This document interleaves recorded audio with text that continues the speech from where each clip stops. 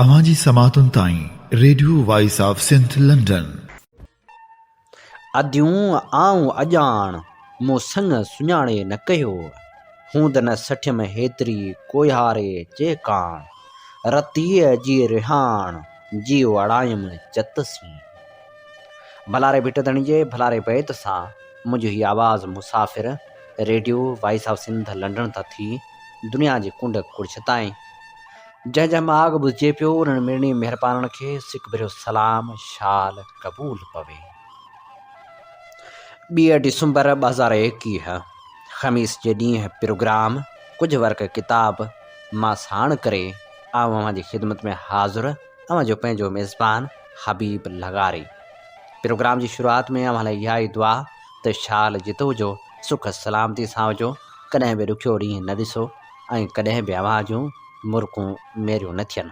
शाल जितो हुजो, सिंध धरती लाइ सोचींदा लोचींदा ऐं ख़ुशहाली जे ख़्वाबनि जी तइबीर लाइ पाण पतोड़ींदा रहो। माई कलाची जे नाले सां क़ाइमु उहो ई शहर जंहिंखे पाण माण्हू हाण कराचीअ जे नाले सां सुञाणो। मुरड़े मीर बहर जो हीअ शहर जेको सिंध जे दिलि अॼु बि आहे, हीअ उहो ई शहर आहे जंहिंखे रोशननि जो शहर चयो वञे थो, पर बदमनी जी बाहि उन शहर खे अंधेरनि जी अहिड़ी दुनिया तरफ़ खणी वई जिते हर माण्हू ग़ैर महफ़ूज़ बणिजी वियो।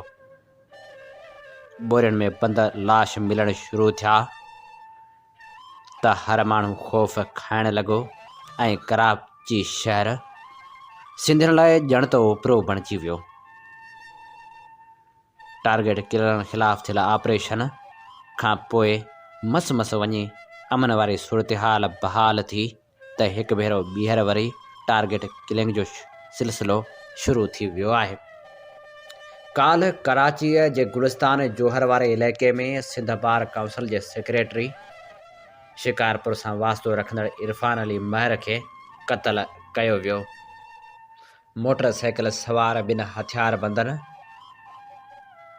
इरफान अली महर जो पीछो करे संस कार खे रोके गोलियुनि जा फायर कया ऐं हूअ मौक़े ते क़त्ल थी वियो। इरफान सां गॾु संस भाइटियो बि हो जेको महफ़ूज़ रहियो। इरफान खे 3 गोलियूं हयूं वियो। इरफान महर जे क़त्ल वारे वाक़े ख़िलाफ़ मुख़्तलिफ़ शहरनि में एहतिजाजी मुज़ाहिरा कया विया। अदालती कार्रवाइनि जो बाइकाट कयो वियो, जॾहिं त अॼु बि अदालती कार्रवाइनि जे बाइकाट जो ऐलान थियल आहे। कराची में सिंध बार काउंसिल जे सेक्रेटरी इरफान महर जे क़त्ल ख़िलाफ़ सॼे सिंध में वकीलनि एहतिजाजी मुज़ाहिरा कया। हैदराबाद में high court bar district bar पारां गॾियल मज़मती इजलास कोठायो वियो, जंहिं बाद डिस्ट्रिक्ट बार खां प्रेस क्लब ताईं एहतिजाजी रैली कढी वई, जॾहिं त डिस्ट्रिक्ट बार एसोसिएशन हैदराबाद जे सदर मोहम्मद आसिफ शेख ऐं जनरल सेक्रेटरी इमरान अली बोराणू इरफान जे बेरहमाने क़त्ल जी शदीद मज़म्मत कंदे चयो त क़ानून लागू कंदड़ इदारा पंहिंजा फ़र्ज़ अदा करण में नाकाम विया आहिनि, जंहिंजे नतीजे में हाणे आम इंसान जी जान बेमहफ़ूज़ नाहे। हुननि मुतालबो कयो त जल्द खां जल्द जवाबदारनि खे गिरफ़्तार कयो वञे। तालके बार मेहड़ पारां पिणु एहतिजाजी मुज़ाहिरो कयो वियो। गमट बार काउंसिल जे general secretary advocate Jabir Shah ऐं एडवोकेट इनाम लाड़क जी अॻुवाणी में पिणु एहतिजाज कयो वियो। दौलतपुर सिफ़न में महबूब जोखियो, एडवोकेट आफ्ताब अली जोखियो, हबीबुर रहमान बुलेदी ऐं ॿिनि जी अॻुवाणी में पिणु एहतिजाज कयो वियो। सिंध तरक़ी पसंद पार्टी जे सरबराह डॉक्टर कादर मगसी, जाम अब्दुल फताह समेजो, गुलज़ार सुमरो ऐं ॿियनि कराची में सिंध बार काउंसिल जे सेक्रेटरी इरफान महर जे क़त्ल ते अफ़सोस जो इज़हार कंदे वाक़े जी मज़म्मत कई आहे। हुननि चयो आहे त टारगेट किलिंग जो वाक़ियो सिंध हुकूमत जी नाअहली जो सबूत आहे। हिकु साज़िश तहत टारगेट किलिंग जा वाक़िया कया पिया वञनि। हुकूमत जी ज़िम्मेवारी आहे त उहा शहरनि जी जान माल ऐं इज़त खे तहफ़ुज़ ॾे, पर सिंध हुकूमत उनमें मुकमिल तौरु नाकाम थी चुकी आहे।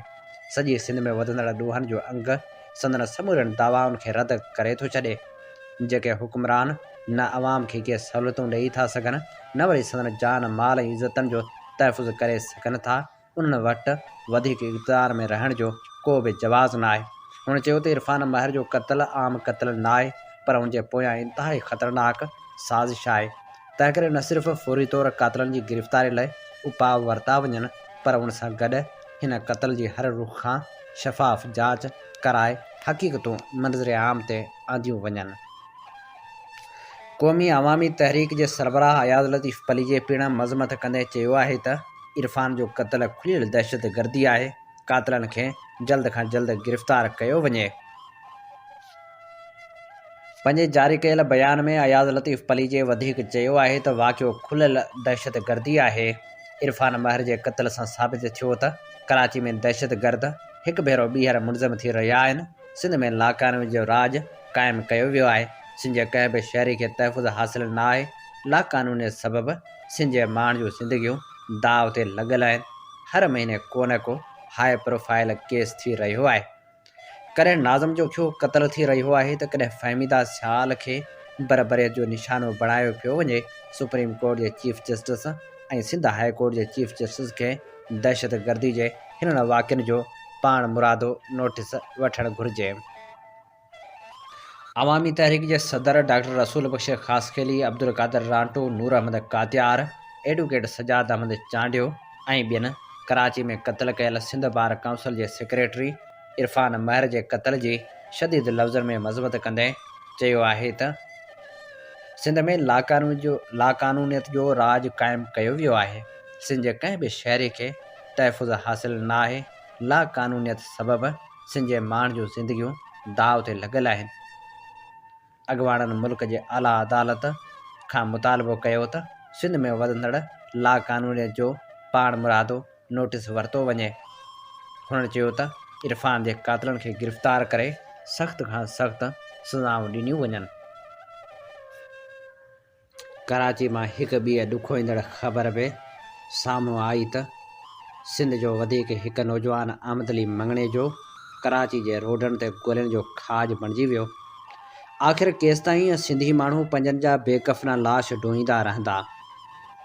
सिंध सुजागी फोरम पारां नौजवान अहमद अली मंगणे जे क़त्ल जी मज़मत कंदे चयो वियो आहे त हिन दरंदगी ऐं सिंधियुनि ख़िलाफ़ ख़तरनाक साज़िश जी सख़्त मज़मत कंदे घुर कई वई त जवाबदारनि खे गिरफ़्तार कयो वञे। सिंध सुजागी फोरम जे अॻवाननि मुतालबो कयो त कराची में बेदर्दी सां क़त्ल थींदड़ अहमद अली मंगणे जे इरफ़ान महर, मसूद पिताफ़ी ऐं ॿियनि सिंधियुनि जे असल क़ातिलनि खे वाइखो करणु, उन्हनि खे गिरफ़्तार कराइणु ऐं खेनि सज़ाऊं ॾियारण लाइ क़दम खयां वञनि। जॾहिं त हिन सिलसिले में हिकमत अमली जोड़ण लाइ सुभाणे कराची डिवीज़न जो हंगामी इजलास पिणु तलब कयो वियो आहे, जंहिंमें शहीद थींदड़ सिंधी भाइरनि जी कानूनी वाहिर करण सां गॾु एहतिजाजी तहरीक हलाइण लाइ लाहे अमल पिणु जोड़ियो वेंदो। कराची में इरफ़ान महर जे क़त्ल वारे वाक़े ते सिंध एक्सप्रेस पंहिंजे एडिटोरियल में लिखे थी, कराची में 2015 में कयल ऑपरेशन खां पोइ उतां जे माण्हुनि कुझु सुख जो साह खंयो हो। उन ऑपरेशन खां पोइ न रुगो दहशत गर्दी जा वाक़िआ घटिजी विया हुआ, पर टारगेट किलिंग जा वाक़िआ बि ख़तमु थी विया हुआ। टारगेट किलिंग वसीले आम शहरियुनि ऐं सियासी शख़्सियतनि ऐं कारकुननि खे क़त्ल कयो वेंदो हो। पर जॾहिं उन सॼी साज़िश तां पर्दो खंयो वियो त ख़बर पई उन में सभ खां वधीक MQM जा माण्हू मुलविस हुआ, जिन कराची वासियुनि जो जीअणु हराम करे छॾियो हो। हिकु भेरो वरी कराची जो अमन अमान ख़राब करण जूं कोशिशूं कयूं पियूं वञनि, जंहिंजो सबूत कल्ह सिंध बार काउंसिल जे सेक्रेटरी इरफ़ान अली महर ते थियल क़ातिलाणो हमिलो आहे, जंहिंमें हू गोलियूं लॻण करे मारिजी वियो। इरफ़ान महर जी गाॾी ते फायरिंग वारो वाक़ियो गुलिस्तान जोहर वारे ब्लाक 13 में पेश आयो। इरफ़ान महर खे इस्पताल नियो पए वियो त हूअ ज़ख़्मनि जा सूर न सहंदे रस्ते में ई गुज़ारे वियो। पुलिस जो चवणु आहे त इरफ़ान महर खे हिकु ॿिए पोयां गोलियूं हयूं वियूं, जॾहिं त वकील अॻवान नईम कुरैशी एडवोकेट मूजिबि 45 सालनि जो इरफ़ान महर गुलिस्तान जोहर में रहंदो हो ऐं पंहिंजे ॿारनि खे कार में स्कूल छॾण लाइ ब्लाक 13 में पहुतो त वापसी ते ॿिनि मोटर साइकिल सवार हथियार बंदन मथस फायरिंग करे ॾिनी। ही को मामूली वाक़ियो न आहे बल्कि हिकु अहम वकील अॻवान जो क़त्लु आहे। उन मां इहा बि ख़बर पवे थी त कराची में हिकु भेरो ॿीहर दहशतगर्द सरगर्म थी रहिया आहिनि। उहे जॾहिं ई जिते चाहिनि कंहिंखे बि क़त्लु करे सघनि था। केरु न को झलण वारो आहे ऐं न को पुछण वारो आहे। ॾींहं ॾिठे जो क़त्लु थियण जो मतिलबु इहो आहे त दहशतगर्द कराची में हिकु भेरो वरी साॻियुनि कारवायुनि वसीले अवाम खे निशानो बणाइणु चाहिनि था। ख़ासि तौर ते सिंधी माण्हू उन्हनि जे निशाने ते रहंदा आया आहिनि। कराची में वॾे वक़्त खां पोइ अमन वारो माहौल क़ाइमु थियो हो। सुवाल इहो आहे त उहे कहिड़ा अनसर आहिनि जेके कराची जो अमन अमान ख़राबु करणु चाहिनि था ऐं कराची खे दहशतगर्दी जे वर चाढ़णु चाहिनि था। असीं ॾिसंदा आया आहियूं कहिड़ी रीति सियासी पार्टियुनि जी वेड़ में आम माण्हू दहशतगर्दी जो शिकार थींदा रहिया आहिनि, पर उन्हनि ख़िलाफ़ बि का अहिड़ी कार्रवाई न थी सघी आहे। साफ़िन खां वठी वकील अॻवान ऐं पोरितनि ताईं सभु कराची में थींदड़ दहशतगर्दी जे वर चढ़ंदा रहिया आहिनि। हाणे हिकु भेरो वरी साॻियो सिलसिलो शुरू करे अवाम खे उहो अहसासु ॾियारण जी कोशिशि कई पई वञे त उहे कराची में ग़ैर महफ़ूज़ आहिनि। कराची जो अमन वॾे वक़्त खां पोइ बहाल थियो आहे। उहो एतिरो तकिड़ो बि बहाल न थियो हो, बल्कि टारगेट किलिंग एतिरी त वधी वई हुई जो हिकु ॾींहं में दर्जन माण्हू मारिजी वेंदा हुआ ऐं कानून लागू कंदड़ इदारा बेवस नज़र ईंदा हुआ। हाणे बि साॻी तारीख़ वर्जाई वई त उनजो मतिलबु इहो थींदो त उहे इदारा वरी बि उन्हनि दहशतगर्दनि आॾो बेवस आहिनि जेके पंहिंजी मर्ज़ी मूजिबि कंहिंखे बि निशानो बणाए सघनि था। फ़िलहाल त हिन क़त्ल जी जांच कराइण लाइ सिंध हुकूमत खे अॻियां अचणु घुरिजे। सिंध हुकूमत खे घुरिजे त उहा इरफान महर जे क़ातिलनि खे गिरफ़्तार करण लाइ तहरुक में अचे, छाकाणि त हीअ क़त्ल सिंध जे गादी वारे शहर कराची में थियो आहे। उतां जे अमन अमान जी ज़िम्मेवारी सिंध हुकूमत जी आहे। जेकॾहिं उहा इरफान महर जे क़ातिलनि खे गिरफ़्तार करण में का कोताही करे थी त उनजो मतिलबु इहो आहे त उनखे कराची जे अमन सां को बि वास्तो न आहे ऐं उहा कराची खे दहशतगर्दनि जे रह करम ते छॾण लाइ तयारु आहे। उन करे हिन क़त्ल ते कंहिं बि क़िस्म जी ग़ैर संजीदगी इख़्तियार करण जी ज़रूरत न आहे। जेकॾहिं सिंध हुकूमत ऐं सिंध पुलिस इरफान महर जे क़त्ल जी बहितर नमूने जांच न कई त सुभाणे को ॿियो वकील या शहरी बि टारगेट किलिंग जो शिकार थी सघे थो। सिंध हुकूमत हिन क़त्ल जे हंगामी बुनियादनि ते जांच कराए त जीअं ख़बर पइजी सघे त उहे कहिड़ा अनसर आहिनि जेके हिकु भेरो वरी कराची जे अमन अमान खे दाव ते लॻाए रहिया आहिनि, जिन खे कराची में अमन बहितर नथो लॻे ऐं उहे सिंधियुनि खे पंहिंजे शहर में निंढड़को करे गोलियुनि जो खाज बणाए रहिया आहिनि। असीं सम्झूं था त हिकु वकील अॻवान जो क़त्ल बिना घणो ॾुखोईंदड़ वाक़ियो आहे जंहिंजी जेतिरी मज़मत कजे सा घटि आहे। उनखां सवाइ असीं मुल्क जे समूरे वकील बिरादरी सां हिन ॾुख जी घड़ी में शरीक आहियूं। ज़रूरत उन ॻाल्हि जी आहे त कराची खे महफ़ूज़ बणाइण लाइ सिंध हुकूमत ऐं कानून लागू कंदड़ इदारा पंहिंजो किरदारु अदा कनि त जीअं कराची वासी बिना कंहिं ख़ौफ़ जे जीअ सघनि ऐं कराची जो अमन बि बरक़रार रही सघे। हीअ असीं अव्हां जी ख़िदमत में पेश करे रहिया हुआसीं एडिटोरियल जेको लिखियलु हो सिंध एक्सप्रेस अख़बार जो ऐं जंहिंजो उनवान हो कराची में वकील अॻवान जो क़त्ल। अवी ॿुधी रहिया आहियो प्रोग्राम कुझु वर्क किताब मां साण करे अव्हां जी ख़िदमत में हाज़ुर अव्हां जो पंहिंजो मेज़बान हबीब लगारी। ऐं हाणे प्रोग्राम में ख़ूबसूरत लेखक सलीम जरवार जो उहो मज़मून शामिलु करियूं था जंहिंजो उनवान आहे आसमा जहांगीर कॉन्फ्रेंस खे तकरारी छो बणायो वियो। अॼुकल्ह आलमी मीडिया खां वेंदे सोशल मीडिया जे सुफ़न ताईं 20 ऐं 21 नवंबर ते लाहौर में थियल 3 आसमा जहांगीर कॉन्फ्रेंस जो मौज़ू छायल आहे। ॻाल्हि रुॻो हुकूमती इल्ज़ामनि ऐं कॉन्फ्रेंस मुंतज़मीन जी तरदीदी बयान ताईं जी नाहे, न ई उहो मौज़ू नाले वारनि शख़्सियतनि जे अख़बारी मज़मूननि ताईं महदूद रहियो आहे।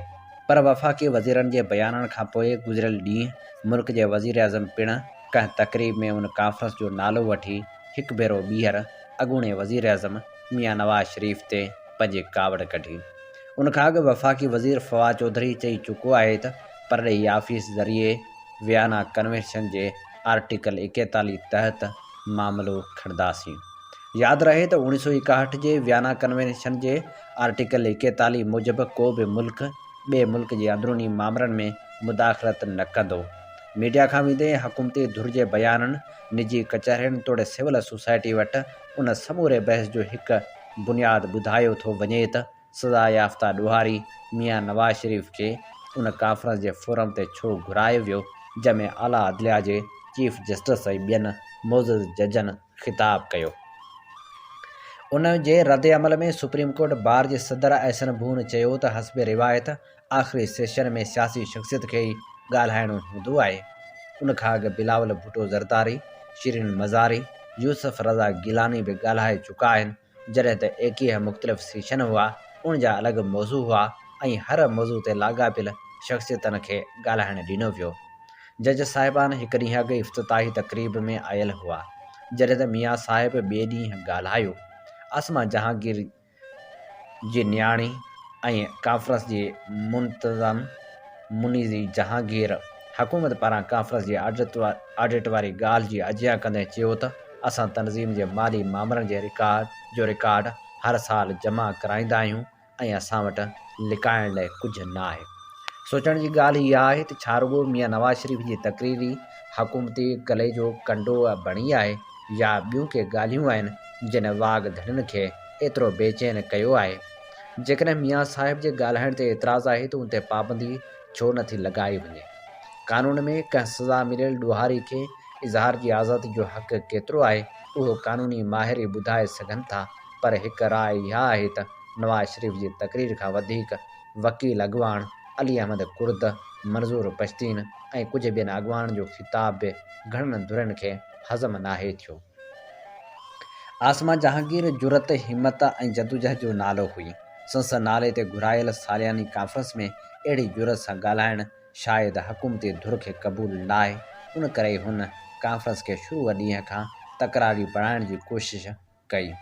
उन जो सबूत न फ़क़्ति वज़ीरनि खां वेंदे वज़ीर अज़म जो बयानु आहे, पर उन कॉन्फ्रेंस में अफ़गान मामले ते रखियल सेशन में फवाद चौधरी जो न अचण बि वॾो सबूत आहे। लाहौर जे रस्तनि ते तरक़ी पसंद जदोजहद, इंसानी हक़नि जी तहरीक तोड़े इज़हार जी आज़ादी ऐं कानून जी बालादस्ती लाइ सख़्त मज़ाहिमत थींदी आहे। उन लाहौर में मज़हबी इंतिहा पसंदी खे बि हथी चढ़ंदे ॾिठो आहे।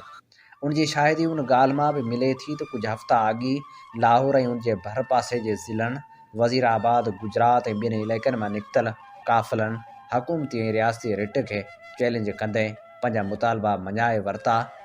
वॾियूं दावाऊं कंदड़ हुकूमत गोॾा खोड़े संदन शर्त मञी वरिता।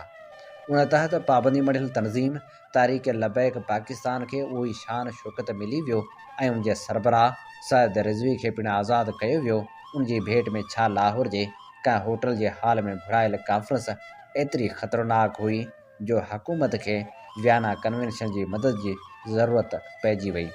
मवासिलाती निज़ाम कटणो पइजी वियो। मुल्क जे वज़ीर अज़म खे उन ते तनक़ीद करणी पइजी वई। हुकूमत जे जमहूरियत जी दावेदार हुकूमत खे आख़िर अहिड़ो ख़ौफ़ आहे जो मुख़्तलिफ़ हीलनि सां इज़हार जी आज़ादी खे रोकण लाइ कानून आणा पिया पवनि। छा उहो मसइलो ऐं उहो ख़ौफ़ रुॻो हुकूमत खे आहे या ॿियनि धुरियुनि खे बि ख़तरो महसूसु थी रहियो आहे जो हिकु पासे इंतिहा पसंद लाड़े खे हथी ॾिनी पई वञे ऐं ॿिए पासे तरक़ी पसंद सोच ते ईअं तनक़ीद कई थी वञे। उन सुवालनि जा जवाब वक़्तु ॾींदो, पर हिन वक़्तु आसमा जहांगीर कॉन्फ्रेंस घणनि खे बेचैन कयो आहे उहो त वाज़ह ॾिसण में अची रहियो आहे।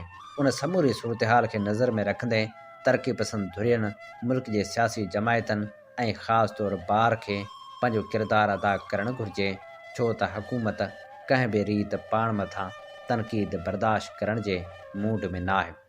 ईअं न थिए जो मुख़्तलिफ़ जवाज़ पैदा करे उन क़िस्म जी तहरीर ऐं तक़रीर ते पाबंदी वारा कानून पास कराया वञनि। उन सां ग़ैर जमहूरी क़ुवतनि ऐं बुनियाद परस्त धुरियुनि खे ई फ़ाइदो थींदो। महांगाई सबबि बेहाल बणियल अवाम वटि का बि वाट न आहे सवाइ कुझु माण्हुनि जे ॻाल्हाइण जे। बाक़ी मुख़ालिफ़ धुर वटि लॿाड़ बाज़ी खां सवाइ अमली तौरु को फार्मूलो नाहे। हुकूमत अंदरूनी तोड़े ख़ारजी लिहाज़ खां केतिरो नाकाम थी आहे, उन जा सबब कहिड़ा आहिनि, अंगनि अखरनि सां मुहैया मालूमात कंदड़ उहे कॉन्फ्रेंसूं या उहे फोरम ई आहिनि जेकॾहिं उन्हनि खे बि मुतज़ाद कयो वियो त यकीनन उहो हिन मुल्क जी जमहूरियत, इंसानी हक़नि ऐं इज़हार जी आज़ादी लाइ हाञेकार साबित थींदो।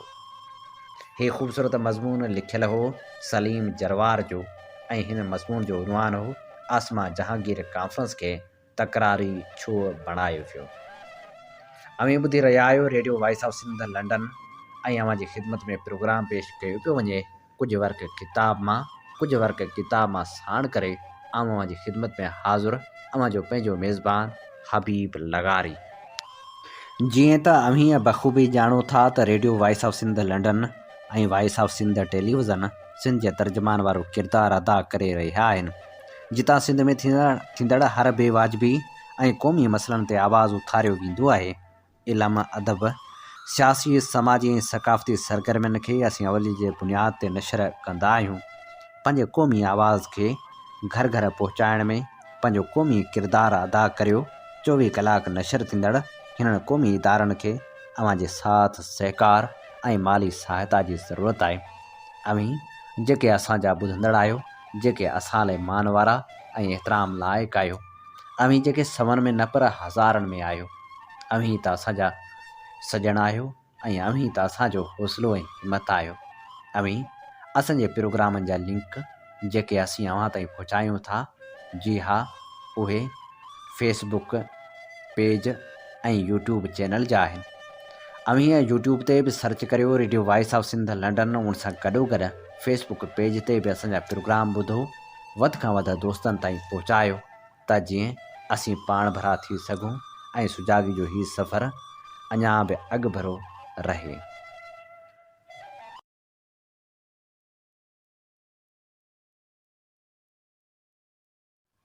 प्रोग्राम कुझु वर्क किताब मां में हाणे वर्क वरायूं था उन किताब जा जंहिंजो नालो आहे डूंगर से ॾोरींदियूं, ऐं हिन किताब मां असीं अव्हां लाइ पेश करे रहिया आहियूं उहे चूंड ख़त जेके जदीद क़ौम परस्ती जे बानी रहबरे सिंध साईं GM सैयद जी दुर शहवार सैयद ॾांहुं लिखिया हुआ। इहे ख़त जिन में हौसलो बि आहे, जिन में आथतूं बि आहिनि ऐं जिन में नवां कस पिण ॾिनल आहिनि। ॾाहप भरिया ई ख़त असीं अव्हां जे समातनि जी नज़र करे रहिया आहियूं। प्यारे जी प्यारनि बाद अहवाल त तुंहिंजा ॿई ख़त पहुता। हिकु अख़बार में अहवाल पढ़ण जो हो, ॿियो भेणे जे ख़त मिलण बाद जो हो। मुंहिंजो 28 तारीख़ जो लिखियल ख़त हिन वक़्त ताईं तोखे पहुतो हूंदो। माण्हू जो लाॾाणो ओचितो थियो, अधु कलाक अंदरि बिना ॻाल्हाइण जे मोकिलाए वई। मूंखे यादि थो अचे त जॾहिं पुफीअ शमू हैदराबाद में बीमार थी त आउं पुछणु वियोसांसि। माई ज़ोहरा शीदियाणी खेसि ग़शी कोमा मां उथारे चयो त अमा अबो गुलण आयो आहे, उन सां ॻाल्हा। चयाईं त माई तोखे कहिड़ी ख़बर त आउं हिन वक़्तु अहिड़ी हालत में आहियां जो मूंखे कलमो बि यादि न आहे। अबे जी कहिड़ी यादि रहंदी। उते माई चयसि त अमा ख़ैर घुर, अहिड़ियूं ॻाल्हियूं न कर। उन ते वरी कोमा में वेही हली। उन वक़्तु मूंखे शेख सादी जो हिकु बैत यादि आयो जंहिंजी माना आहे, जॾहिं साह निकिरणु चाहे थो त उन वक़्तु उहा परवाह कान आहे त तख़्त तां जान वञे थी या ज़मीन जी मिटी तां।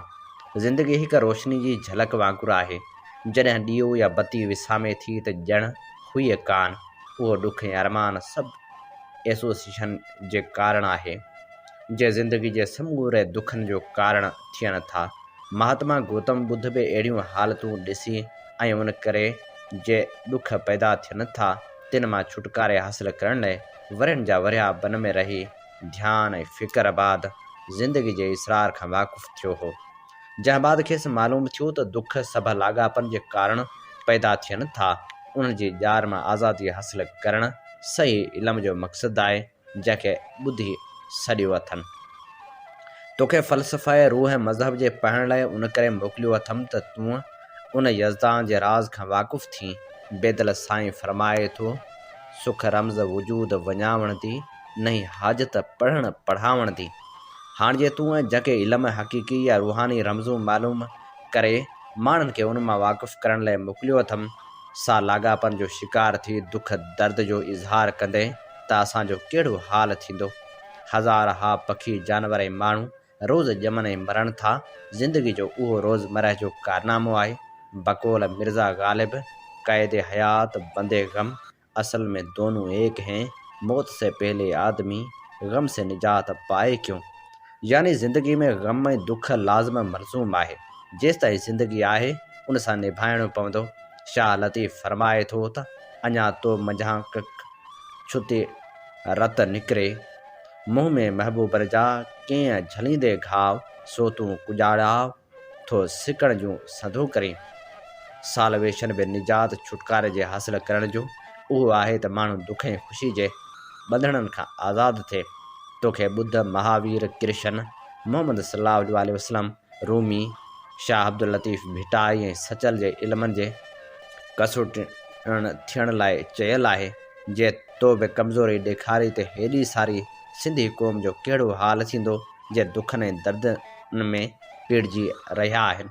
तुंहिंजो पीउ ग़ुलाम मुर्त। 28 नवंबर 1974 ते लिखियल ख़त में साईं GM सैद लिखे थो, अखियुनि जी ठार जी दुर शहवार। प्यारनि बाद अहवाल त ख़त तुंहिंजा 2 टे पहुता आहिनि। मूं बि 2 टे ख़त जीजन जे ख़तनि सां गॾु मोकिलिया आहिनि। उमेद त पहुता हूंदा। गॾु ख़त उन करे नथो मोकिलियां जो सिर्फ़ु ख़ैर आफ़ियत जो अहवाल त तोखे भेणियूं मोकिले रहियूं हुजो। बाक़ी मुखिया मसइलनि ते ख़त हर रोज़ कोन लिखिबा आहिनि। हाणे तफ़सीलवार तुंहिंजे ख़तनि जा जवाब मोकिलियां थो।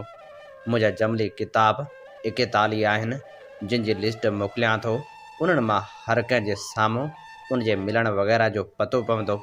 लिस्ट में ॾेखारियल 18 किताब हितां आहिस्ते करे मोकिलींदुसि, पोइ बि यूनिवर्सिटी में रखण लाइ ॾिज। 3 अणछपियल किताबनि जूं दस्तख़त कापियूं मोकिलींदुसि। तो कंहिं तरफ़ां छपियल किताब लाइ स्लिप मोकिली हुई, उनजो जवाबु हेठि आहे। अलिफ़ डेली गेज़ेट सिंध गज़ेट अख़बार जूं कापियूं सिंध यूनिवर्सिटी जे सिंधालॉजी डिपार्टमेंट में रखियल आहिनि। बे सिंध यूनाइटेड पार्टी जो दस्तूरुल अमल कापी 2 किताबनि सां गॾु मोकिलींदुसि। Sindh Muslim political party sir Ghulam Hussain Hidayatullah इतिहाद पार्टी खां जुदा थियण बाद आर्ज़ी तरह ठाही हुई। उनजो दस्तूरुल अमल ठहियल कोन हो। चूंडनि बाद उनखे ख़तमु कयो वियो हो। सिंध आज़ाद पार्टी शेख अब्दुल मजीद चूंडनि वक़्तु ठाही प्रोग्राम छपे चूंडूं लड़ियूं हुयूं। चूंडनि बाद उहा पार्टी ख़तमु थी। उनजो आइन ठहियो ई कोन हो त शेख साहिब मुस्लिम लीग में शामिल थी वियो। पुछा कंदड़ खे उन बाबति घणी ख़बर मुंहिंजे किताबनि नई सिंध लाइ जदोजहद ऐं पंहिंजी कहाणी पंहिंजी ज़ुबानी मां मिली सघंदी।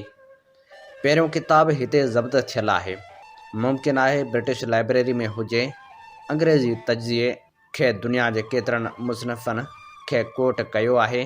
पंहिंजी कहाणी पंहिंजी ज़ुबानी तमामु वॾो आहे जो दस्तख़त कापी उनजी मोकिले नथी सघिजे। मौलाना रूम जी मसनवी जो तर्जुमो अॻेई प्रोफेसर टेलसन अंग्रेज़ी में कयो आहे जो 9 जुल्दनि में आहे। मूं बाबति मुख़ालिफ़ माण्हू साल बसाल अख़बारनि में ख़बर छपाईंदा आहिनि त आउं सियासत खां रिटायर करे रहियो आहियां। हिन साल बि ख़बर छपाई हुआऊं, उनजो रद्द अची चुको आहे। नज़रबंदी करे सियासत में हिसो वठण खां मजबूर आहियां, पर उनजी उहा माना थी नथी सघे त मूं पंहिंजे मिशन तां दस्तबरदारी कई आहे ऐं छो कंदुसि। उनजो हवालो भुटे साहिब ताज़ो संस बहावलपुर वारी तक़रीर में ॾिनो आहे। 65 पाउंडनि जो काग़ज़ मूं बर वक़्तु इमदाद खे ॾिनो हो। उन ख़बर न आहे छो बंदोबस्तु न कयो आहे। अञा कराची कोन वियो आहे। भाण सां 29 तारीख़ हज ते वञे थो। उतां मोटण बाद मुमकिन आहे भेणी ज़रीन ताज खे सन वठी अचे। पोइ खेसि चवंदमि खेसि 10,000 रुपया हिन महीने जे विच धारे ॾिना अथमि त 400 पाउंड एॾे मोकिलण जो इंतज़ाम करे। ख़बर न आहे तोखे मिलिया या न। पारसी पढ़णु निहायत ज़रूरी आहे, छाकाणि त सिंध जे शाइरनि ऐं दरवेशनि ते ईरान जो घणो असरु रहियो आहे। उनजो पतो पारसी जी ॼाण खां सवाइ पिणु मुश्किल आहे। ईरानी दरवेशनि ते ज़रदश्त मानी वग़ैरह पैगुंबरनि जी तालीम जो घणो असरु आहे। उन जा किताब तोखे अंग्रेज़ी में मिली सघंदा। कराची जे डॉक्टर ढालाउनि ते 3-4 मुखिया किताब अंग्रेज़ी में लिखिया आहिनि। से उमेद उते जी लाइब्रेरी में मिली सघंदा। सिंधी शाइरनि ऐं दरवेशनि जे पैगाम जो पतो पूरी तरह तॾहिं पइजी सघंदो जॾहिं कम अज़ कम जीन धर्म, ॿुध धर्म, हिंदू धर्म, पारसी मतन ऐं मुस्लिम तसौफ़ जी वाक़फ़ियत हूंदी। तोखे उते पढ़ण लाइ उन्हीअ करे मोकिलियो आहे त सिंधु देश जी क़दीम पैगाम जो मुख़्तलिफ़ मज़हब, तालीमनि ऐं फ़लासफ़ियुनि जो नचोड़ यानी रूह आहे जो पतो कढी दुनिया अॻियां सिंधु देश जो पैगाम पेश करे सघे। सिर्फ़ डिग्री हासिल करे नौकरी करणु मक़सूद न आहे, पर सिंध जे पैगाम जे मशन जी खोजना करणु आहे। हीअ ॻाल्हि यादि रखण जे लाइक़ु आहे त इस्लाम खे असां महदूद ऐं मुकमिल दीन था सम्झूं, पर इर्तिका पज़ीर मज़हब तस्वर करियूं था जो रोज़ क़यामत ताईं तरक़ी कंदो, नवां नियापा इंसान ज़ात जे साम्हूं पेश कंदो रहंदो। इस्लाम जी अरबनि हिकिड़ी माना कढी, ईरानियुनि ॿी, हिंदुस्तानियुनि टीं ऐं सिंधियुनि चौथीं कढी आहे। सिंध हिकु उहो मुल्क आहे जिते दुनिया जे मुखिया मज़हबनि जो हिक ॿिए ते असरु पियो ऐं हिते जे दरवेशनि सभिनी मज़हबनि पोयां बुनियादी वहदत जो पतो ॻोल्हे लधो। वहदत मज़ाहिब, इताद इंसानी, अमन आलम, तरक़ी, नोए इंसानी जा मुखिया मता ॻोल्हे लधाऊं। मुंहिंजा लिखियल हेठियां किताब गौर सां उतां जी आबहवा में पढ़ंदे त पतो पवंदई त सिंध जे मज़हबी ऐं तारीख़ी तहबीर ऐं पैगाम कहिड़ो आहे। दियार दिल, दास्तान ऐं मुहबत, सिंधी कल्चर जीअं ॾिठो आहे मूं, सिंधु देश छो ऐं छा लाइ, अलामा आए काज़ी जा ख़त, वर्ल्ड मुस्लिम कॉन्फ्रेंस, पैगाम लतीफ़। सिंध में कई तहज़ीबनि, फ़लासफ़ियूं ऐं मज़हब हिक ॿिए ते असरअंदाज़ थिया। उन्हनि दुनिया जे मौजूदा मुश्किलातुनि लाइ हिकु हल वारो पैगाम ॾिनो आहे। उन जी खोजना करे दुनिया अॻियां साइंटिफिक तौरु उन जो नचोड़ पेश करिणो अथई। उन लाइ न सिर्फ़ु तोखे इंग्लैंड पर ईरान, हिंद में वञी खोजना करणी पवंदी। तुंहिंजी थीसिस डिग्री वठण वारी कान थियणु घुरिजे। सिंध जे 5000 वरहनि जे पैगाम जी खोजना करणी आहे। हिकिड़ा आर्कियालॉजिस्ट दड़ा खोटे सिंध जी क़दीम तहज़ीब जो पतो लॻाइनि था। तोखे उन जे इल्मी, तारीख़ी, मज़हबी, फ़लासफ़ी जे खडरनि खे खोटे उन जो नचूड़ पेश करिणो आहे। ज़ियादा ख़ैर वसलाम, ग़ुलाम मुर्तज़ा। हीअ साईं GM सैद जा लिखियल ख़त असीं अवां जी ख़िदमत में पेश करे रहियासीं। किताब ॾूंगर से ॾोरींदियूं मां। अमी ॿुधी रहिया आहियो radio voice of Sindh London ऐं अवां जी ख़िदमत में प्रोग्राम पेश कयो पियो वञे कुझु वर्क किताब मां। कुझु वर्क किताब मां साण अवां सां गॾु अवां जो पंहिंजो मेज़बान हबीब लगारी। दुनिया जो पहिरियों Sindhi web radio, radio voice of Sindh London ऐं voice of Sindh television Sindh जे तर्जुमान वारो किरदारु अदा करे रहिया आहिनि। जितां सिंध में थींदड़ हर बेवाजिबी क़ौमी मसइलनि ते आवाज़ु उथारियो वेंदो आहे। इल्मु, अदब, सियासी, सक़ाफ़ती ऐं समाजी सरगर्मियुनि खे असीं अवले जी बुनियाद ते नशर कंदा आहियूं। पंहिंजे क़ौमी आवाज़ खे घर घर पहुचाइण में पंहिंजो क़ौमी किरदारु अदा करियो। 24 कलाक नशर थींदड़ हिननि क़ौमी इदारनि खे अवां जे साथ सहकार जी ज़रूरत आहे। अवीं जेके असांजा ॿुधंदड़ हज़ारनि जी तइदाद में आहियो, अवां ताईं असांजे प्रोग्रामनि जूं लिंक्स बि पहुचनि थियूं। फेसबुक पेज ऐं यूट्यूब ते असांजा प्रोग्राम सर्च करियो, उन सां गॾोगॾु ॿियनि ताईं पहुचायो ऐं ॿुधो त जीअं असां पाण भरा थी सघूं। असांजो हीउ इदारो पंहिंजे पेरनि ते बीह सघे ऐं सिंध जे हक़नि लाइ उथंदड़ हीअ आवाज़ अञा बि सगारो बणिजी रहे। हिन सुजाॻी जे सफ़र में अचो असां सां हमक़दम बणिजो। प्रोग्राम कुझु वर्क किताब मां में हाणे वर्क वरायूं था जग मशहूरु किताब सिंधु जूं सल्तनतूं जा। हीअ किताब नामियारी लेखक इलाही सलबेनिया जो लिखियलु आहे, जंहिंजो सिंधी तर्जुमो कयो आहे मुज़फ़र बुख़ारी। अॼु असीं अवां जी ख़िदमत में पेश करे रहिया आहियूं हिन जग मशहूरु किताब जी 29वीं क़िस्त। नानकाणा साहिब अॼु ख़ुश्क ऐं धूड़ वारो इलाइक़ो आहे। नानक जे ॾींहंनि में उहो ॻोठ नीलिया वाली बर यानी नीरनि हरणनि या नील गांइ जे देह जे बिल्कुलु विच में हो। अंग्रेज़नि जे अचण ताईं उते न वण रहिया ऐं न ई को हरण बचियो। अंग्रेज़नि नओं आपाशी निज़ाम आंदो त उते हर तरफ़ कणक ऐं सारनि जे फसल वारियूं बनियूं नज़र अचणु लॻियूं। अॻ में उते घाटा ॿेला हूंदा हुआ। बाबर बादशाह उते गेंडे जे शिकार लाइ ईंदो हो, जेके उत्तर पंजाब जे ॿेलनि में आम हूंदा हुआ। सिख धाड़ेल ॾोह करण खां पोइ अची लखीअ ॿेले में लिखंदा हुआ। 19वीं सदी ईस्वी ताईं उन्हनि ॿेलनि में शींहं, चीता, वाघ, रिछ, बघड़, चराग, हरण, फाड़ा ऐं ॿिया जानवर आम जाम ॾिसण में ईंदा हुआ। शींहं ऐं चीता त अंग्रेज़नि जे आपाशी निज़ाम जे करे ख़तमु थी विया। बाक़ी जानवर जीतमार, दवाउनि ऐं डेमनि ख़तमु करे छॾिया। गुज़िरियल 200 सालनि दौरान सिंधु नदी जे किनारनि वारी ज़मीननि जी शक्ल ई बदिलजी वई आहे। वण वढण जे करे वक़्ती फ़ाइदो त पहुतो, पर माहौल खे बेपनाह हाञो रसियो आहे। वण हवा में नमी पखेड़ण जो कारण हुआ ऐं बरसातूं जाम पवंदियूं हुयूं, पर हाणे उहो सभु कुझु ख़तमु थी वियो ऐं वॾियूं मौसमी तब्दीलियूं रूनमा थी रहियूं आहिनि। नानकाना साहिब खां हेठि लहवारी वहकरे तरफ़ हड़पा जा खंडर आहिनि, जेके 3000 क़बल मसीह या उनखां बि आगाटा आहिनि। बज़ाहिर ईअं लॻे थो त उहे शहर बि इंसानी ग़लतियुनि सबबि पैदा थियल मौसमी फ़र्क़ जे करे तबाह थिया। उहो ई सबबु आहे जो अॼु नानकाना साहिब में ॿाहिरां आयल यात्रियुनि लाइ अशनान जेतिरो बि पाणी न आहे। हर तरफ़ धूड़ उॾामी रही आहे ऐं मरकज़ी गुरुद्वारे में मूं ॾिठो त औरतूं जॾहिं विछायल तॾनि जी सफ़ाई करे रहियूं हुयूं त उतां तमामु घणी मिटी निकिरी रही हुई। उहा ख़ाक हू काग़ज़नि में वेड़े तबरक तौरु खणी वञी रहियूं हुयूं। मूं हिकु चमकदार पटके वारे सिख खां पुछो, हीअ छा पियूं कनि? हुन चयो, असां लाइ नानकाना साहिब जी ख़ाक वॾी अहमियत रखे थी। उन शाम जो आउं वापसि लाहौर पहुतुसि। देरा गुरुद्वारा जो आख़िरी चकर हयमि। हीअ तमामु घणी अहमियत वारो ज़िलो आहे। औरंगज़ेब जे अॾियल शाही मस्जिद ऐं उनजे भर में शाही क़िलो ऐं उन्हनि ॿिन्ही जे भर में सुकल रावी दरिया आहे ऐं उनजे कप ते रंजीत सिंह जी समाधि आहे। महाराजा जे मुक़बरे जे भर में आऊं हिकु सिख जी ऑफिस में वेही खीर वारी मिठी चांहि जूं जिस्कियूं भरे रही हुयसि। हूअ विरहाङे वक़्तु हिंदुस्तान भॼी वियो, पर 1980 में वापसि भॼी आयो हो। हुनजो नालो मनमोहन सिंह खालसा आहे। हूअ भारतीय वज़ीर आज़म जो हम नाम आहे ऐं उहो मञण लाइ तयारु न आहे त भारतीय वज़ीर आज़म मनमोहन सिंह इगड़ियुनि जी गुॾी जहिड़ो वज़ीर आज़म आहे। मनमोहन सिंह खालसा सिखनि जे वतन ख़ालिस्तान लाइ शुरू थियल तहरीक में अहम किरदारु अदा कयो। 1980 वारे ॾहाके में जॾहिं भारतीय फ़ौज गोल्डन टेम्पल में दाख़िल थी त हूअ उतां भॼी लंडन हलियो वियो ऐं उते सियासी पनाह वरिताईं, पर हू अमृतसर खां घणो परे थी वियो। भारतीय फ़ौज तमामु सरगर्मी सां संसि ॻोल्हा कंदी रही। आख़िरकार अमृतसर खे वेझो रहण लाइ हूअ लाहौर भॼी आयो। ख़ालिस्तान ज़िंदाबाद उहो नारो हणण ते मूंखे भारत में गिरफ़्तार कयो वियो हो। पाकिस्तान हुकूमत असांजी मदद कई हुई। मनमोहन सिंह चयो त आउं वालारियल पंजाब में रहणु नथो चाहियां। हुन चयो त पाकिस्तानी पंजाब में सिखनि खे वरी बि घणी आज़ादी हासिलु आहे। हुनजो चवणु आहे त सिख मत जो बुनियादु हिते पियो। महाराजा रंजीत सिंह लाहौर में रहियो। मुस्लिम ऐं सिख सकाफ़त हिकु जहिड़ी आहे। हुन चयो त हूअ जॾहिं लंडन में हो त उते सिख मुस्लिम फाउंडेशन बि जोड़ी हुआईं।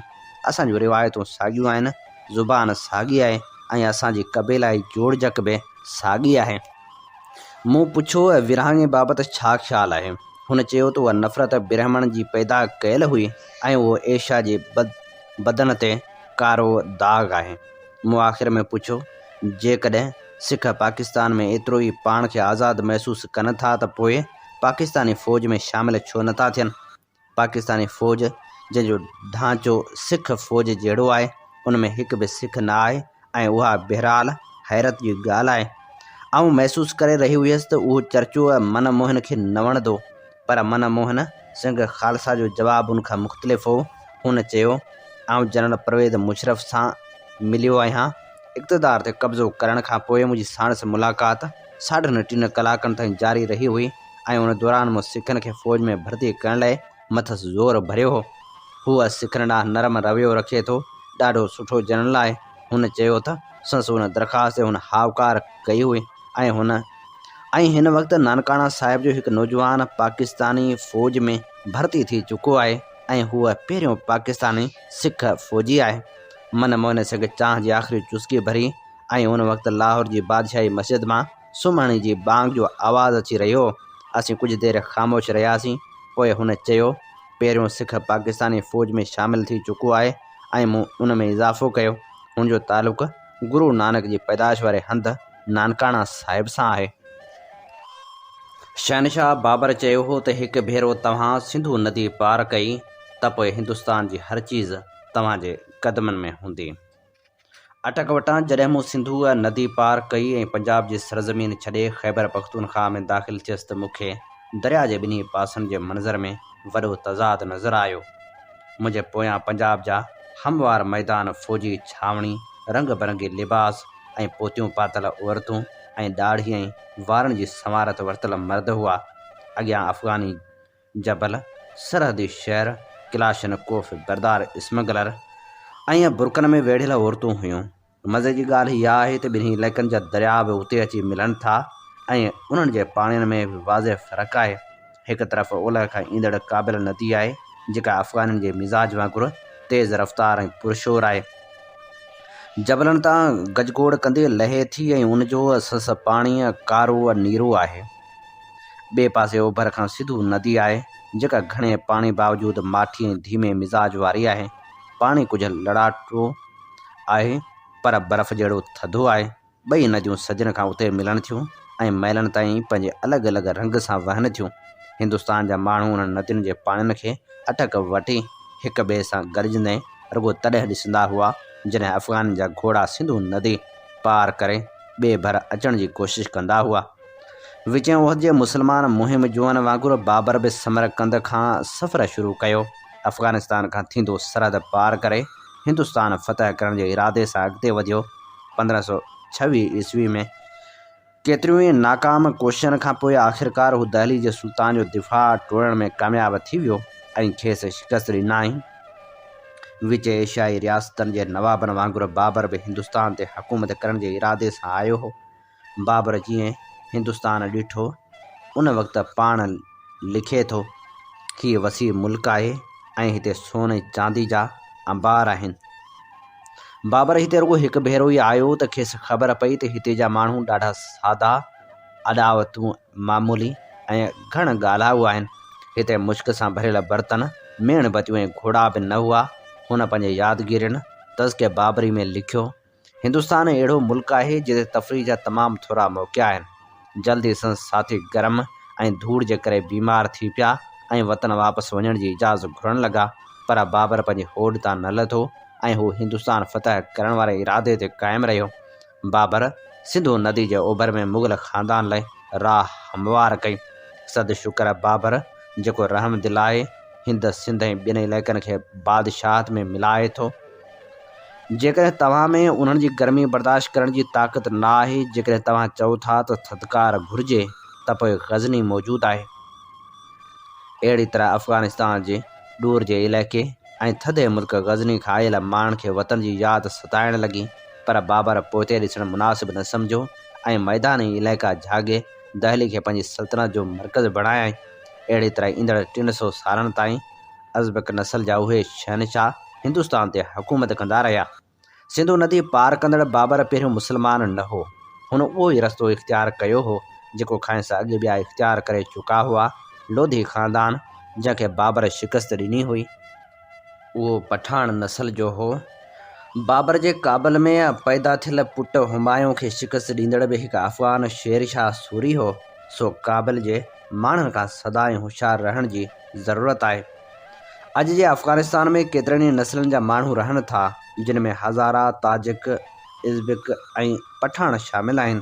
अफ़गानिस्तान जे ओभर वारे सरहद जा पठान क़बीला ॾाढा वेढ़ाक आहिनि ऐं मथां हुकूमत करण जान जोखे जो कमु आहे। बाबर जॾहिं बि अफ़गाननि जो नालो इस्तेमालु करे थो त उन मां मुराद पठान आहिनि। उहे मुग़लनि खां बिल्कुलु मुख़्तलिफ़ आहिनि। बाबर जी माउ मंगोल नस्ल जी हुई ऐं तैमूर ऐं चंगेज़ ख़ान जे कुटुंब सां तालुक़ु रखंदड़ हुई ऐं पीउ तुर्क नस्ल जो हो। बाबर खे पंहिंजे ख़ानदानी विरसे जो मुकमिल अहसासु हो ऐं हुन पंहिंजे औलाद खे बि उन्हनि असूलनि ते सख़्ती सां कारबंद रहण जी तरबियत ॾिनी ऐं खेनि पठान जे ख़तरे खां होशियारु रहण जी तलक़ीन कई। लॻे थो त उन्हनि हिदायतनि ते बाबर जे पोटे अकबर मुकमिल तौरु अमल करण जी कोशिशि कई हुई।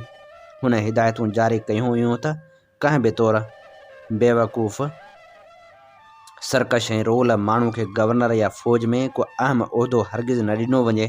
संदनि ज़ारनि खे बि शाही तकरीब खां परे रखियो वञे। जॾहिं हिकु मौक़े ते अकबर बादशाह खे सोन में तोरे ऐं पोइ उहो सोन ख़ैरात कयो वियो हो त उन तकरीब में खेनि शिरकत जी इजाज़त न ॾिनी वई हुई।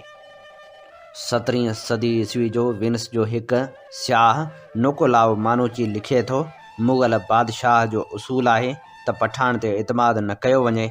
ईरानियुनि खे दरबार में अहम उहिदा ॾिना वञनि, तुर्कनि खे फ़ौज में अहमियत मिले थी, हिंदू शाही ख़ज़ाने जी नज़रदारी कनि था ऐं रुॻो पठान आहिनि जिन खे संदन बददिमाग़ी जे करे पोइते रखियो वञे थो। 1580 ईस्वी में अकबर सिंधु नदी जे पंजाब वारे पासे अटक वटि ॻाढ़े पत्थर जो हिकु वॾो क़िलो जुड़ाइणु शुरू कयो। नामियारे दरबारी तारीख़दान अबुल फज़ल लिखियो आहे त कटक बनारस खां पोइ हिंदुस्तान जे उभरंदे सरहद ते अटक बनारस जो क़िलो अॾियो वियो आहे, जेको हिंदुस्तान ऐं काबिलिस्तान जी सरहद ते वाक़िआ आहे। अध सदी ताईं विच एशियाई विरसो मुग़लनि जो पीछो कंदो रहियो। विरहाङे जे 60 सालनि खां पोइ बि उन क़िले जो उहो ई रोब ताब क़ाइमु आहे। हीअ फ़ौजी छावणी जो हिसो आहे। हिते माण्हुनि खे क़ैद करे मथनि तशदुद बि कयो वञे थो। फ़ौजी अदालतनि में मथनि केस बि हलाया वञनि था। मोहतरमा बेनज़ीर भुट्टे जे वर आसिफ अली ज़रदारी खे बि हिन क़िले में क़ैद करे मथसि केस हलायो वियो। जनरल परवेज़ मुशरफ़ जमहूरी हुकूमत जो तख़्तो ऊंधो करण खां पोइ मियां नवाज़ शरीफ़ खे बि उते क़ैद करे रखियो हो। क़िले जी दीवार वटि बीही आउं क़िले जे बेगम सराय ॾांहुं ॾिसी रही हुयसि त हिकु नौजवान फ़ौजी मूं ॾांहुं डोड़ंदो आयो ऐं तेज़ साहन जे विच में हुन मूंखे हिदायत कई त आउं हितां हली वञा। हीअ क़िलो फ़ौजी मिल्कियत आहे ऐं आला फ़ौजी अमलदार मूंखे गिरफ़्तार करे वठंदा। शहनशाह अकबर पठान जी चुरपुर खां बाख़बर रहण लाइ सिंधु जे किनारे सां मज़बूत दिफ़ाई निज़ाम जोड़ियो हो। 17वीं सदी ईस्वी में उहा वसीअ मुग़ल सल्तनत बणिजी चुकी हुई, तंहिं करे मुकमिल अमन अमान क़ाइमु न थी सघियो। अकबर जो पड़पोटो औरंगज़ेब जॾहिं तख़्त ते वेठो त पठान जी शोरश ॿीहर करे खयों। शहनशाह औरंगज़ेब जज़्बाती क़िस्म जो मुसलमान हो। हुन इक़्तिदार संभालणु शर्ती वरनि जूं कुफर वारियूं शाही रस्मूं बंदि कराए छॾियूं। हिंदू तहिवार शाही तौरु मल्हाइण ते रोक लॻाए छॾी। शलवार पाइणु लाज़िम ऐं मख़सूस हद ताईं दाढ़ी रखणु ज़रूरी करार ॾेई छॾी। संदसि तर्ज़ अमल बिल्कुलु अहिड़ो हो जहिड़ो अॼु जे तालिबान जो आहे। मशहूरु अफ़गान वेढ़ाक सुल्तान महमूद जे वक़्त खां वठी पठान में इंतिहा पसंदी जो रुझान नज़र अचे थो। हू इंतिहा पसंद मुसलमान आहिनि, पर जिते इस्लामी क़ाइदा संदन पश्तून रिवायतनि सां टकराइजनि था, उते हू पश्तून वली अणलिखियल पश्तून ज़ाब्ता खे अहमियत ॾियनि था।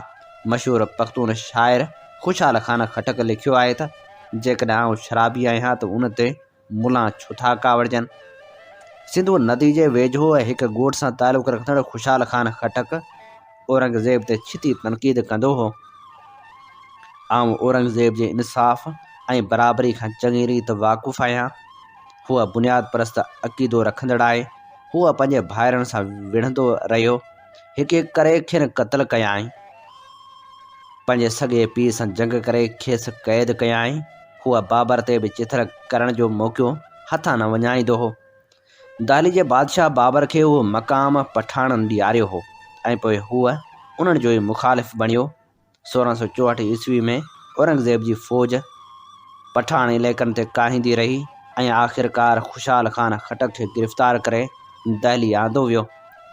4 साल गिरफ़्तार रहण खां पोइ वतन वापसि मोटी आयो, पर संसि रवश न बदिली हुई। हुन ॻोठ पहुचण शर्त मुग़ल शहनशाह जे ख़िलाफ़ु पठान खे उभारणु शुरू करे छॾियो। उहो सच हो त मैदानी इलाइक़े में मुग़ल फ़ौज जो को बि मिट न हो, पर जाबलू इलाइक़े में ख़ुशहाल ख़ान जी गोरिला वेड़ जो मुक़ाबिलो करणु ॾुखियो कमु हो। औरंगज़ेब लगातार 2 सालनि ताईं अटक वटि कैंप लॻाए वेठो रहियो। उहा सॼी वेड़ रुॻो हिकु शख़्स जे ख़िलाफ़ु हुई, जेको पाण बादशाह थियण जो ख़्वाहिशमंद न हो, पर उहो पठान खे मुग़लनि ख़िलाफ़ु बग़ावत ते उभारींदो रहियो। औरंगज़ेब खे जॾहिं जंग में कामयाबी न मिली त हुन रिश्वत खां कमु वरितो ऐं आख़िरकार ख़ुशहाल ख़ान जे 60 पुटनि मां हिक खे ख़रीद करे वरितो। उन जी ख़ुशहाल ख़ान जी सिहत ते ॾाढो ख़राबु असरु पियो। जॾहिं हुन जा पिछाड़का ॾींहं हुआ त हुन वसियत कई त खेसि अहिड़े हंधि दफ़न कयो वञे जिते मुग़लनि जे घोड़नि जे सुंभनि जे अॾायल धूड़ संसि क़बर ताईं न पहुची सघे।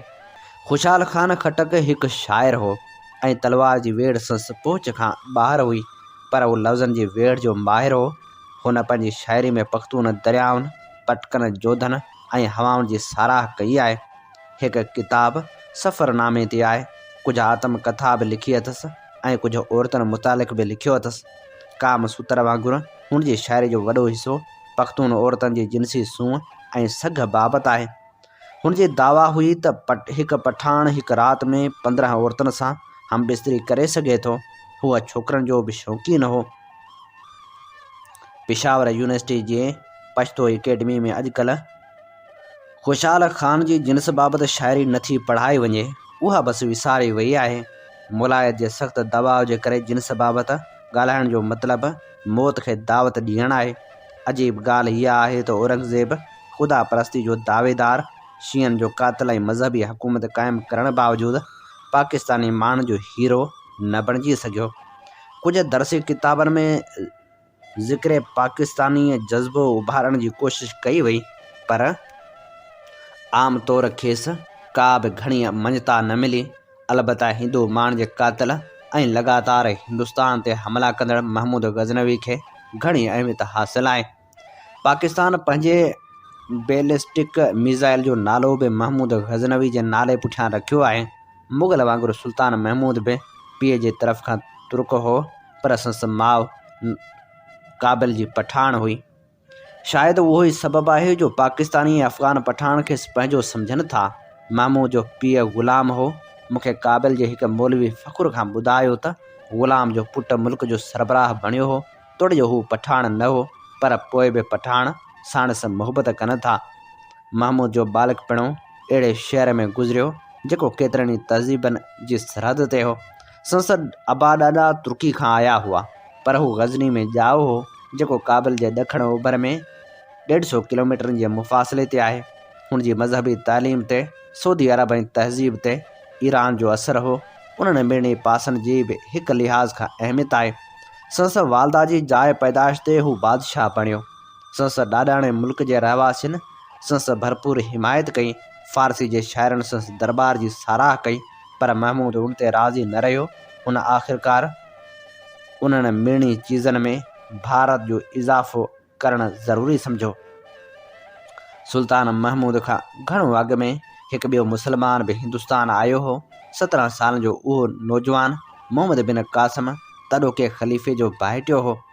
हुन 711 ईस्वी में सिंध फ़तह कई। हिंदुस्तानी साहिलनि ते मालाबार जे आसपास में ठहियल मस्जिदूं बि शायदि अरबनी जोड़ायूं हुयूं, पर जेके हमला सुल्तान महमूद हिंदुस्तान ते कया, तिन जे अॻियां उहे सभु ॻाल्हियूं ॿाराणी रांदि लॻनि थियूं।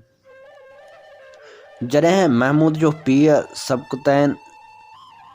सबक़तगैन 10वीं सदी ईस्वी जे आख़िर धारे गज़नी पहुतो हो, तॾहिं उन जी हैसियत हिकु ॻोठड़े जेतिरी मस हुई। उन जी रुगो हिकु ई अहमियत हुई त हिंदुस्तान ताईं पहुचण में हीअ ॻोठ मददगार साबित थींदो हो।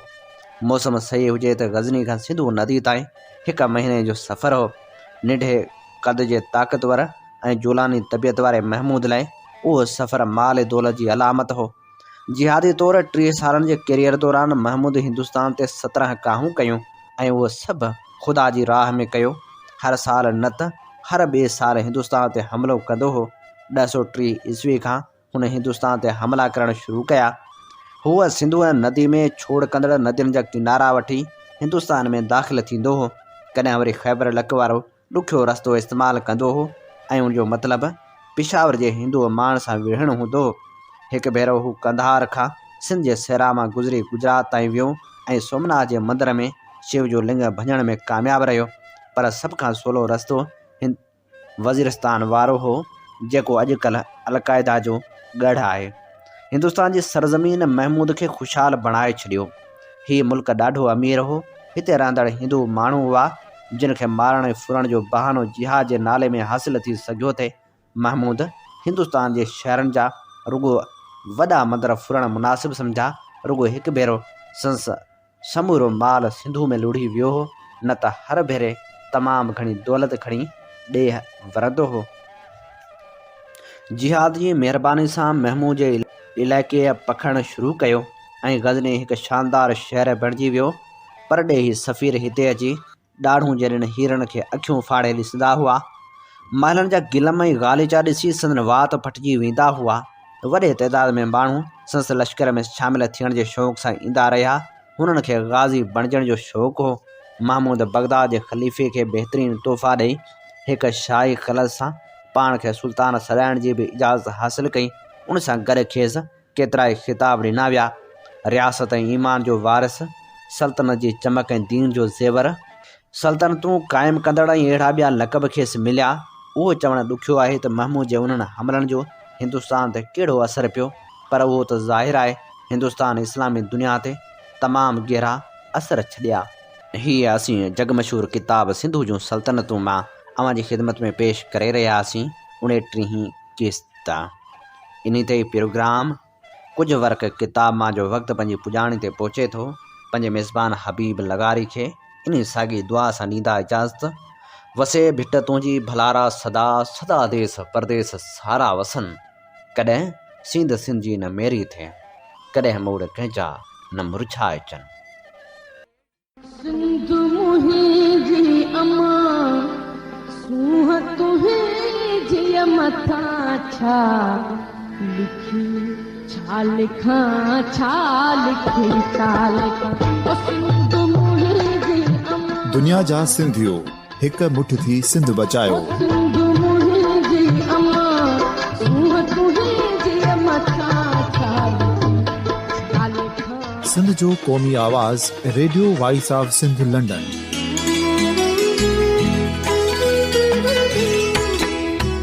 Radio voice of Sindh London पंहिंजी नशरियात में सिंध जी सियासत, समाज, इक़्तिसादियात, तारीख़, क़ौमी उमंगुनि ऐं इख़्लाक़ियात मुतलिक़ सिंध जी हक़ीक़ी तर्जुमानी कंदे प्रोग्रामनि खे असराइतो बणाइण लाइ सिंध जे घण घुरनि ऐं धरतीअ सां प्यार कंदड़ अदीबनि, दानिश्वरनि, सहाफ़ियुनि, उस्तादनि, वकीलनि ऐं हर तबिके जे मानवारनि सजणनि खे सिंध में शऊरी इनकलाब लाइ सहकार जो सॾु ॾियूं था। अचो त गॾिजी सूफ़ियुनि ऐं संतनि वारी सिंध जो ओज हिकु मुठ थी वरी वापसि आणण वारे सफ़र जा साथारी बणिजऊं।